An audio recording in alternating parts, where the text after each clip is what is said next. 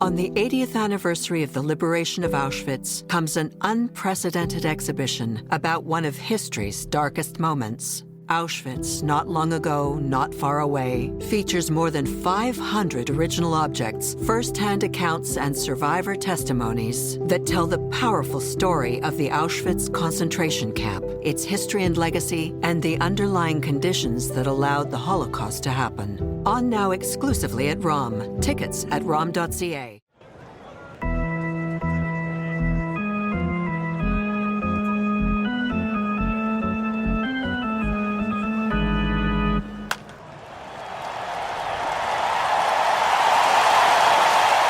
Hey everybody, welcome back. We're the Menschwarmers. Very excited to be back in your listening space. I'm Jamie. I'm here with my friend and co-host Gabe. Gabe, how you doing, buddy?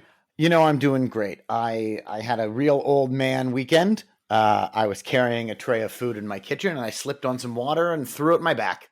So I am speaking to you in recovery at the moment. Robaxacet is magnificent.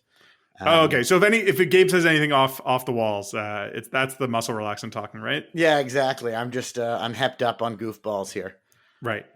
Since we last spoke, we did go see Israel Swings for Gold at its Canadian premiere at the Prosperman Y, which we promoted on our last episode. That was great. Great documentary. Really exciting to watch.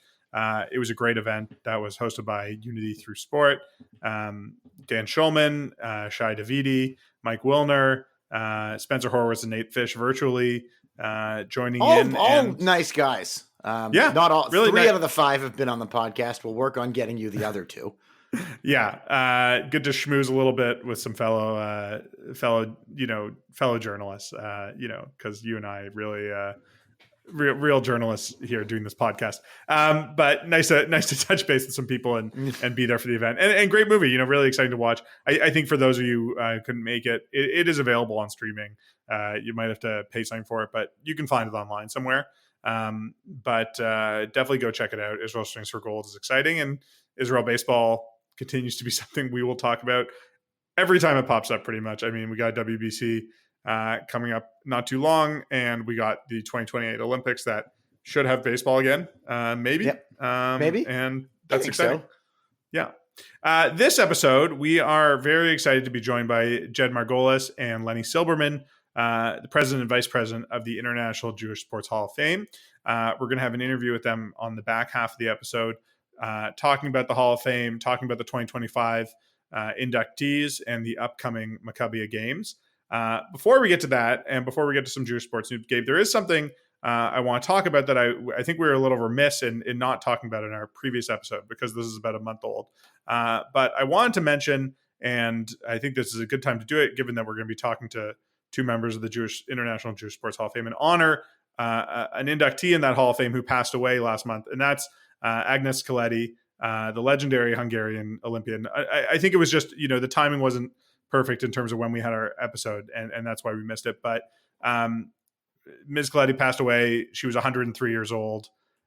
She is the most successful Jewish female athlete of all time. She won 10 medals, including 5 gold medals, representing Hungary at two different Olympics she won. I think she was at a third Olympics that she was part of as well. She's a Holocaust survivor. She survived the war by, I think, buying somebody's identity and pretending to be that person for a while. She eventually emigrated to Israel, was hugely influential on the gymnastics scene in Israel, and was just, an incredibly spectacular person. And I don't think there's a good time to die, but aged 103, that's the most, one of the most celebrated Olympians of all time. She was the oldest living Olympian. Pretty incredible life. Yeah. And honestly, tragedy you're born in triumph and making it to 103. There's something amazing about a Jewish woman being born in 1921 in Budapest and surviving the war and dying in 2025.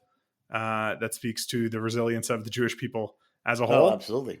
And dying in Israel in 2025? That's right. And so she was, we should say, inducted into the International Jewish Sports Hall of Fame in 1981. and several more after that. The Hungarian Sports Hall of Fame, International Women's Sports Hall of Fame, International Gymnastics Hall of Fame. In 1982, she won the Herzl Prize. She was a laureate of the Israel Prize in the field of sports more recently, and just an all-around legendary person from a different era, but she lived an unbelievable life. So may her memory be a blessing. May her spirit and love of gymnastics continue to inspire people and Jews around the world. So I wanted to talk about her before we got into anything else. Amazing story. Yeah. Gabe, it is Super Bowl week. It is, yeah. There's not a lot of Jewish angle going on. Jewish. We do have a pretty good connection in the Super Bowl to the movie business, which is a pretty Jewish way of doing it. And that's Eagles owner Jeffrey Lurie, whose family made their money owning a chain of drive-in movie theaters. Which is real. We've gone back to this. That's like old school billionaire. How you get to be an old school billionaire, right? That's like 1950s wealth. Yeah, exactly. Like, they own the movie theaters. That's like we talked about this. Our local billionaire a lot. Larry Tannenbaum made his fortune in concrete. That's old. That's old money. Or maybe it's mid new money. 50s money is real movie theater money. Yeah, that's true. But Jeffrey, then took that money and sort of expanded Pepsi for a very long time. He owned a lot of different companies throughout the world, but Pepsi and the theater is how he made most of his money. And I think is still proudly Jewish from what I understand. Yeah. I think I've said this before. If the reason you're going to root for a team is because their owner is Jewish or not, weird for you, but whatever. If you want to see him, hoisting the trophy, then that's fine. Aside from that, not a lot of no Jewish player. There is Anthony Ferkser, who's on the Chiefs practice squad. I don't really think there's any chance of him joining the active roster per se. He has been on the roster, but he hasn't gotten into a game this year, I don't believe. Mm-hmm. So he's there. I think that's he'll get a ring. He's on the practice squad. That's something. He's been in a few games this year. Does he have a ring yet? I don't think so. I don't believe so. He was with the Titans before. He was with the Jets. He was with the Lions last year in the championship game, but no ring. There was a good run of Super Bowls you'll recall with Jews in them between the Schwartz brothers for Kansas City and Julian Edelman. But there hasn't been. And who was the big boy who played for Tampa? Ali Marpet, yeah, that's right. Ali Marpet was on the Bucs and then retired shortly after. But yeah, Anthony Ferkser, in line to get a ring if the Chiefs sadly three-peat. And the Eagles GM is Jewish. I mean, that's something. It's not. That's something. And back to Jeffrey Lurie again. He has 3 Oscars. So winning another Super Bowl for his 3rd Oscars. One of them was for producing the movie Inside Job about the 2008 financial crisis. So he's a real Renaissance man. One thing that we can also say depends what you think about the military industrial complex, but the Kansas City Chiefs owners, the Hunt family, are pretty big defense contractors. So who do we want our money to go to for celebrating the Super Bowl? Is it to, the Hunt family and the Hunt Corporation? Or do we want it to go to producing more socially responsible documentaries? That's true. I guess the only other connection is that the Super Bowl halftime show is going to be played by Kendrick Lamar, who is currently being sued by Drake for among other things, potentially triggering some anti-Semitic comments with his not like us diss. Not a lot is Jewish about litigation, but I think we should go into continue this theme of ownership and anti-Semitic comments. To give a little history, about 6 to 8 months ago, the Dallas Mavericks were purchased as part of a expansion into sports betting by the octogenarian Miriam Adelson. Sure. Who has expanded, left, I guess, their penthouse in Las Vegas and now gone west to seek fortune into Dallas, or east in this case. And over the weekend, the NBA world was rocked by the Mavericks' decision to trade in his prime Luka Doncic for Anthony Davis and some spare parts. Discuss. Terrible trade. I mean, crazy thing to do. I think so. There's been an interesting thing happening, which is that this trade is, it's the biggest trade in NBA history. I don't think there's any other way to put it. We'll see how it plays out, but it's the most shocking trade, certainly. And there's been a fair amount of criticism of Miriam Adelson for being the owner that okayed this trade. I mean, Mark Cuban, another Jewish owner, sold the team to her. He seemed to retain some he still part. Has he control. Still owns a chunk of it, but he doesn't have control anymore. And he said he was not involved with this trade. So that sort of puts it on her that, the GM was, certainly authorized by her, if not told by her or her sons or whomever is representing her, that they had to make this trade. I think it's totally reasonable to be critical of her. Her part in this. No, I think it's totally reasonable to be critical of her as the owner. This is, there's something, Bill Simmons has called it new owner syndrome, where you become the owner and you decide that your brilliance is better than whatever is going to be provided by the people who have been around for a long time and all that. And you make mistakes. And I think this is complete new owner syndrome. It's a complete mistake. However, she has also been subject to a lot of, I would say, very anti-Semitic criticism about her friendship with Donald Trump, which is maybe more understand, like criticizing someone's politics. Okay. She's a huge Israel supporter, and I think has sort of been part of this, team sort of influencing Trump's views on Israel, I guess, to some degree. But there's a lot of sort of conspiracy theorizing that's been going on, and that's sort of really getting over the line in terms of criticism of an owner. It's extremely bizarre. So I think Miriam Adelson is 79 years old. She is a doctor, was a physician who became a newspaper publisher and then a gambling magnate. Okay. I strongly don't believe that she could pronounce Luka Doncic's name. I'm sure she has no idea who he is. The team, the sort of Sands Casino operation is run now by the 50-year-old son-in-law, their daughter's husband, sort of who runs the whole company. They're the Adelson Dumont family, as he's a Dumont. But he seems to be, generally speaking, in charge of the team. He is currently the NBA's envoy to China. So he is pretty involved. Patrick Dumont is. So I think he's probably the one that they should be giving the hatred to. However, I would say it's very difficult, especially in these times, to be a prominent Jew. And as a prominent Jew, Miriam Adelson's going to wear that one. Yeah, I guess that's true. I mean, I guess it's sort of it's not hard for me to figure out where that line is, where it's you are completely entitled to criticize the owner of a sports team for anything you want. That's part of being a sports fan. They get hated on for all kinds of stuff. They get praised when they spend some money. It's okay also to be critical of Miriam Adelson and her politics. There's a way to do that. You can be critical of her. You can be critical of her online. There's also a way to do that it just borders on, or not even border, that crosses the line into antisemitism. That is anti-Semitic. And that often is coupled, I think, with conspiracy theories that are sort of rooted in anti-Semitism or part and parcel of anti-Semitism or sort of at their core are anti-Semitic. And that's where it just sort of that line I feel gets blurred for people without even necessarily noticing it. And it is a bit bizarre. I mean, look, if you look at a normal post, someone makes content criticizing Miriam Adelson, the comments in it are going to be, free Palestine, or comments about her connection with Israel, connection with Trump, things like that. And it's you should be able to criticize her for this bad basketball move, whether or not, regardless of how involved she is. She's the owner. She's putting the buck stops with her.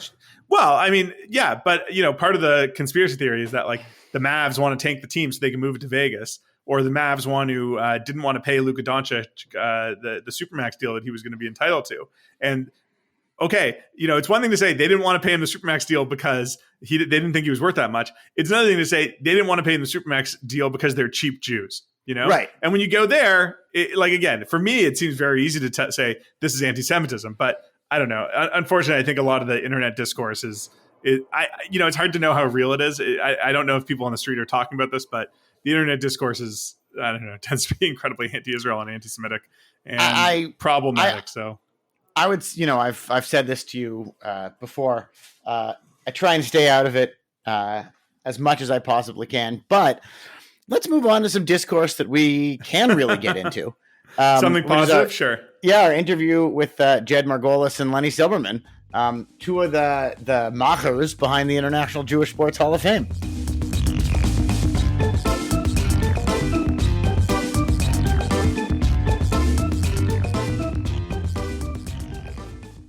On the 80th anniversary of the liberation of Auschwitz comes an unprecedented exhibition about one of history's darkest moments. Auschwitz, not long ago, not far away, features more than 500 original objects, first-hand accounts, and survivor testimonies that tell the powerful story of the Auschwitz concentration camp, its history and legacy, and the underlying conditions that allowed the Holocaust to happen. On now exclusively at ROM. Tickets at rom.ca.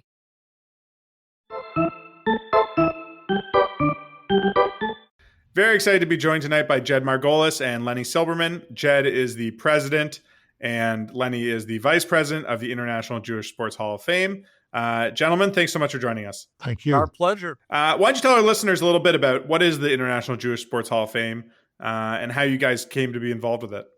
Well, about over 40 years ago, two gentlemen, Alan Sherman of Rockville, Maryland, and Joe Sigmund of Beverly Hills, California, had this vision that we've had so many great athletes that we need to make the world aware of it. But they established this thing, which was really a fundraising dinner for an organization called U.S. Committee Sports for Israel, which eventually became Maccabi USA.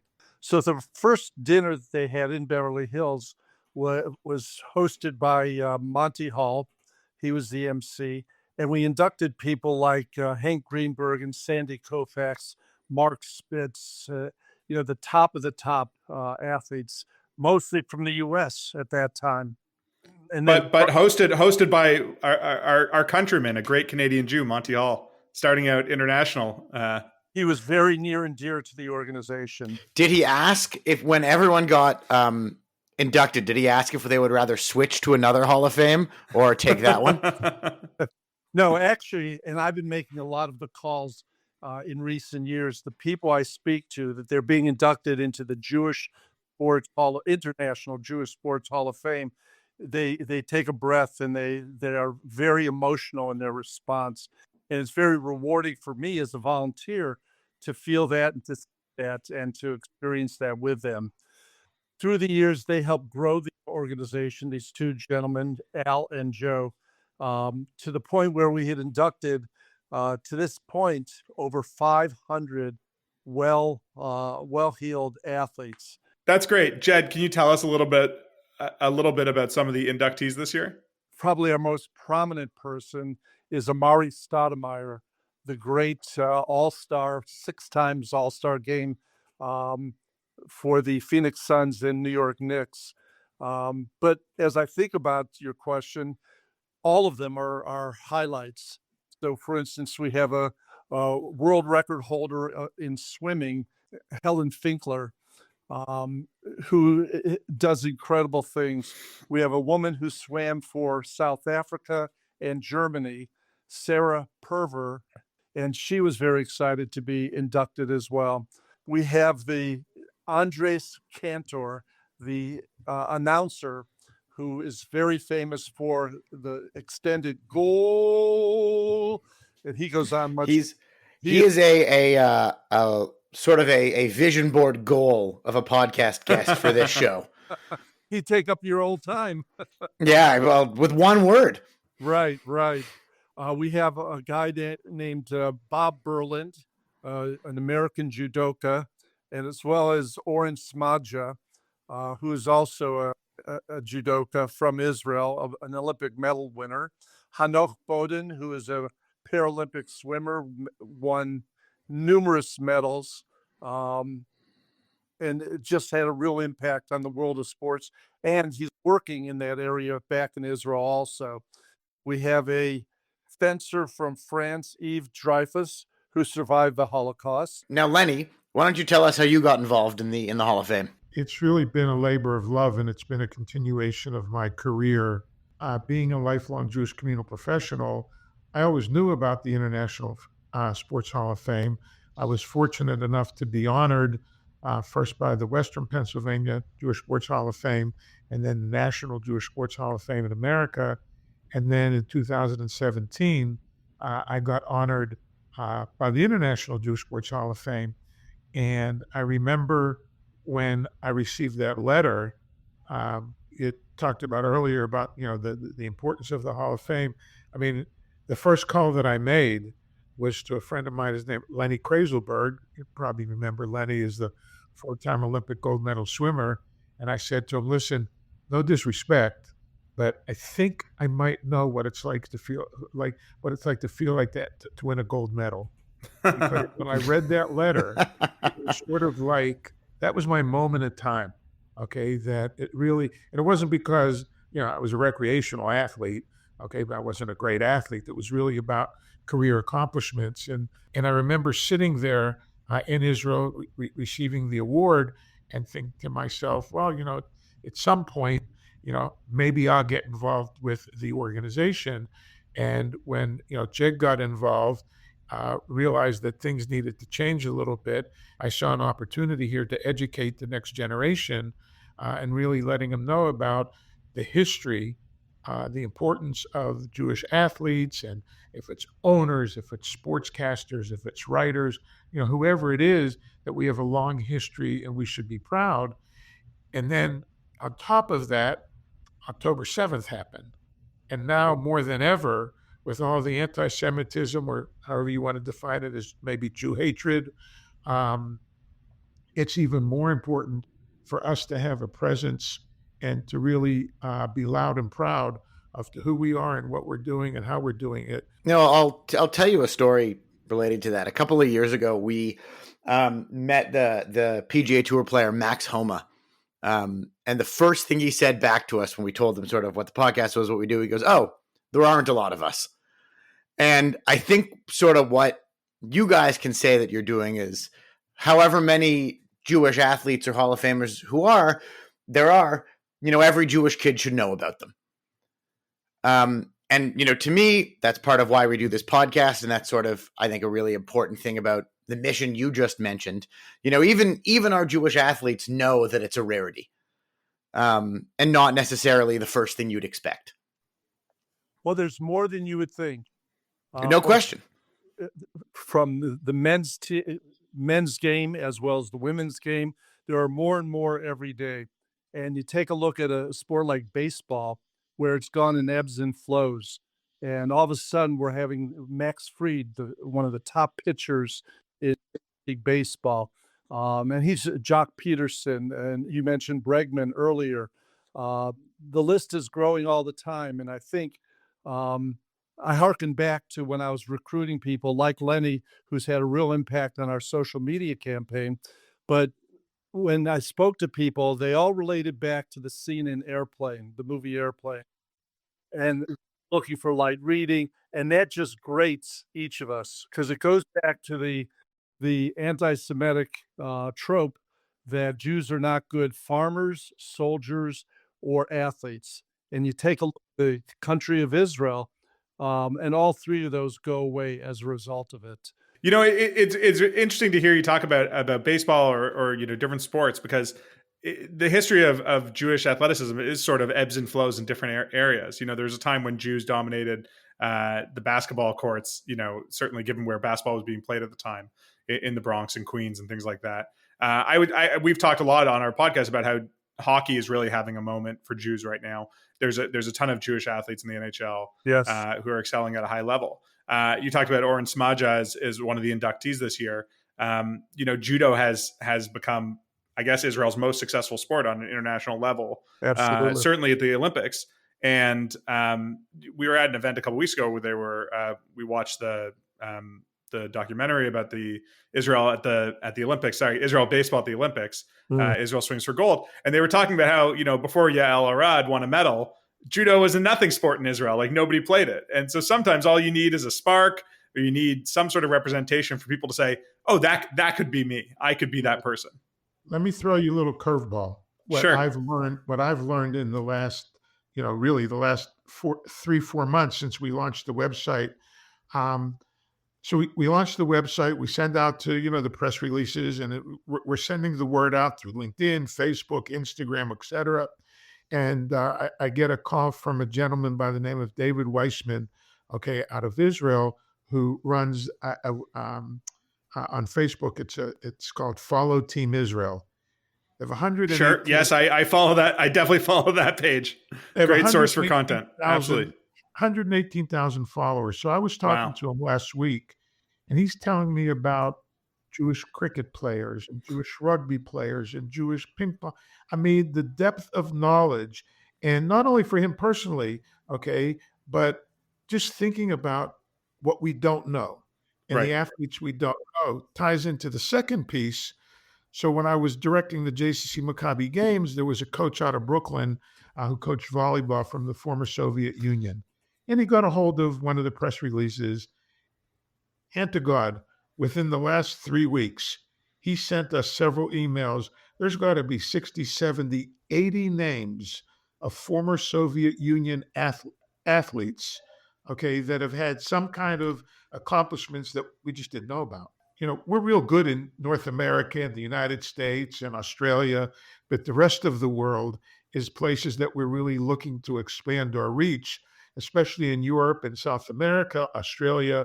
There's so many Jews that have the, what's the word I'm looking for? The gravitas. Yeah. To be in the Hall of Fame. Sure. And we really want to be able to reach out to reach out and touch them and bring them in. So that leads to my next question. I think you might have answered it for me, but how often do you get to the end of the process? You're inducting someone, and 6 months ago was a story you had never heard. Well, we're always updating our lists and listening to people when they're submitting names.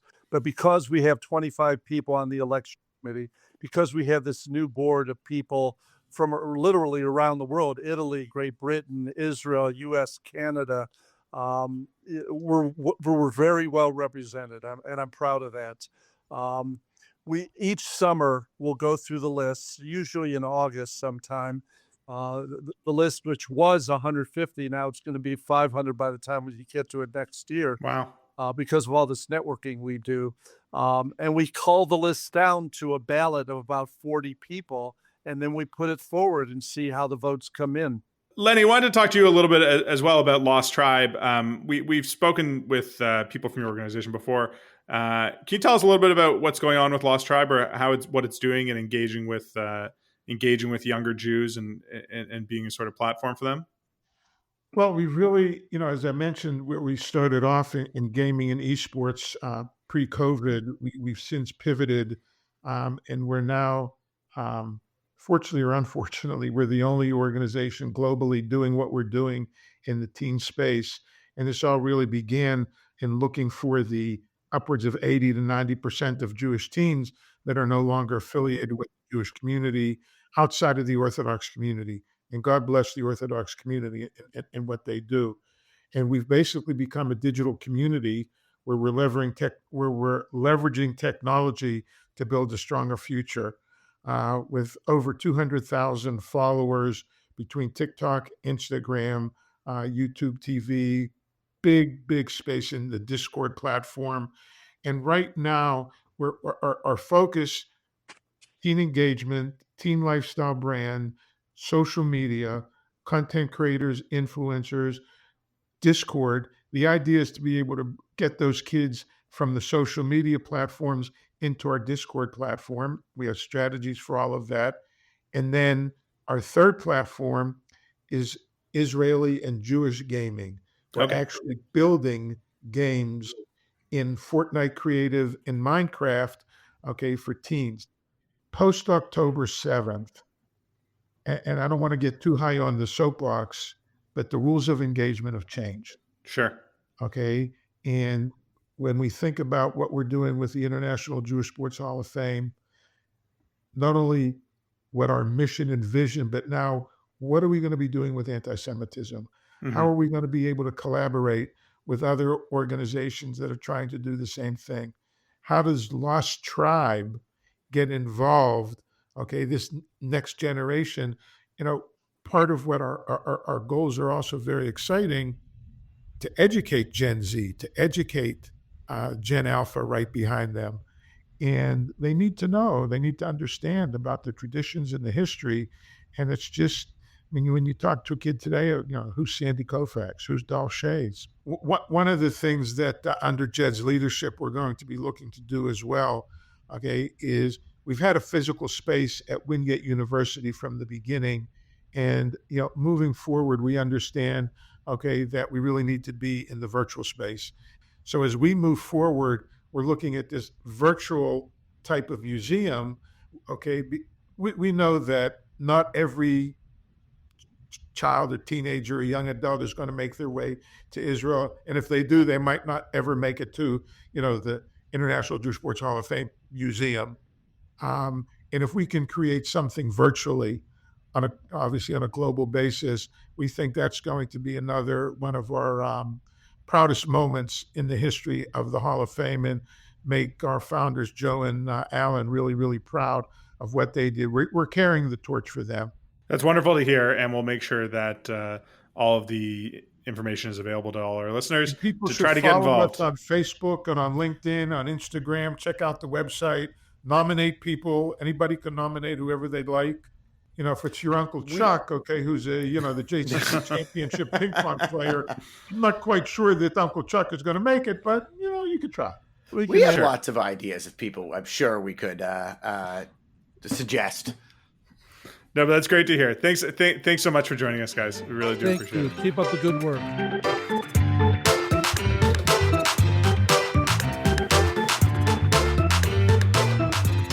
So I have a funny story to tell.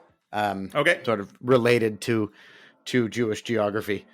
The other night, when Max Scherzer was signed with the Blue Jays, I was with a friend of mine who converted to Judaism. Okay. And her mother texted, non-Jewish mother, texted saying, "Hey, is Max Scherzer Jewish?" And then my friend asked me, and I said no. And then the friend texted back, "No, he's not." To which the mother just replied, "Jewish geography." That's very funny. And I also think that's like a real sign of, you do the converting, whatever, mikvah, beit din, whatever, fine. But like people texting you asking, is so-and-so Jewish? That's when you've really made it as a Jew. Oh, as a Jew, absolutely. But I also think that the coup de grace is the misunderstanding of Jewish geography that comes into the end of that story. Well, I don't know. That's sort of, it's not so, knowing who's Jewish and who's not. That's sort of part of Jewish geography. That's like making the atlas. It's not the connecting the dots necessarily. Yeah, it's just a little bit. Otherwise, but another big thank you to the International Jewish Sports Hall of Fame for the visit. Yeah, absolutely. And I'm sure we'll have some more content leading up to the Maccabi Games that are happening this summer. I don't think you or I will be able to go out to Israel this year to cover them personally. We all have too many children for that. Yeah, and more coming due right around that time. So makes it even more difficult for at least one of us. Anyways, we would definitely be covering that from afar and bring more information about that. The Maccabi Games are a great opportunity to profile and hear about some younger Jewish athletes who are going to be standouts. There's lots of Jewish athletes who have made their first their sort of debut on the international stage at a young age at Maccabi. So excited to look forward to that this summer of 2025, and excited to look forward to the baseball season, the golf and tennis season starting to heat up. We'll be there to talk to you about every Jew involved. That's right. Thanks for listening to us. You can like and subscribe to our podcast wherever you get your podcasts. You can follow us as always at the Canadian Jewish News' website, thecjn.ca, and follow us on Twitter, where Hair Musk has not kicked us off yet. What are you gonna do? What are you gonna do? What's he gonna do? Call me a criminal? Arrest me? I don't live in this country. Well, I did. He Yet. used to live in our country. Yeah, that's right. Yeah. Not yet. Hey, tariffs are off. We're good. You guys can listen. Americans, you can listen to this podcast. We were going to put a 25% tax on it, but that's called off for now for at least That's one more called month. off, yeah. Yeah. So you can continue to listen to this podcast for free wherever you get it. But again, 25%. All we ask is your tariff on that. attention and your love. Yeah, that's right. Anyways, thanks for listening to us. We're the Menschwarmers.